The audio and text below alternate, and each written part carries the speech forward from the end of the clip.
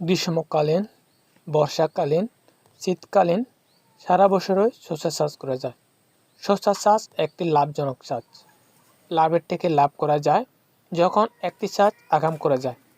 তাই আজকের ভিডিওতে দেখাবো কিভাবে শসা চাষ করে অতি দ্রুত ফুল ও ফল পাওয়া যায়। আর ভিডিওর শেষে দেখাবো কি করলে বেশি বেশি শসা পাওয়া যায়। শসা চাষি ভাইদের জন্য আজকের ভিডিওটি অত্যন্ত গুরুত্বপূর্ণ হতে চলেছে। আশা করি স্কিপ না করে পুরো ভিডিওটি দেখবেন।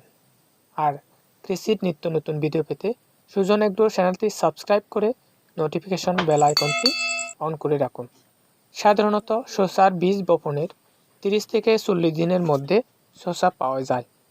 আর আজকের টিপসটি ফলো করলে 25 থেকে 30 দিনের মধ্যে শসা পাওয়া যাবে। তাই আজই এই টিপসটি ফলো করুন আর টিপসটি কাজে লাগিয়ে অতি দ্রুত শসার উৎপাদন করুন। শসা গাছে 8 থেকে 10টি পাতা হলে পুরাতন পাতাগুলো এভাবে ছাঁটাই করতে হবে। এতে পুরাতন পাতাগুলো যেসব খাদ্য শোষণ করে সেই শক্তি দিয়ে অন্য ডালপালা গজাতে সাহায্য করে এবং ফুল ও ফল আনতে ত্বরান্বিত করে। তাই শসার মূল গাছ থেকে পাতাগুলো ছাঁটাই করার পাশাপাশি অবাঞ্ছিত ডালগুলো ছাঁটাই করতে হবে। দেখবেন খুব তাড়াতাড়ি শসার গাছগুলো গ্রো করতে শুরু করছে। এর ফলে 25 থেকে 30 দিনের মধ্যে শসা আসতে শুরু করবে। আর এই কাজটি না করলে অন্য শসা গাছে ফলন আসতে সময় লাগবে 30 থেকে 40 দিন। তবে কৃষক ভাইদের অনুরোধ করব ভালো ফলন পেতে ভালো জাতের বীজ বপন করতে।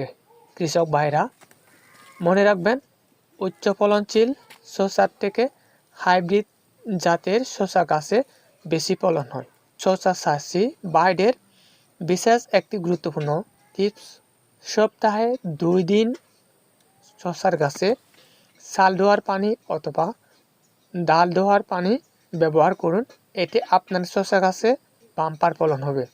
কেননা ছাল ধোয়ার অথবা ডাল ধোয়ার পানিতে রয়েছে প্রচুর পটাশ, যা এই পটাশ সব ধরনের গাছে প্রচুর ফুল ও ফল আনতে সহায়তা করে।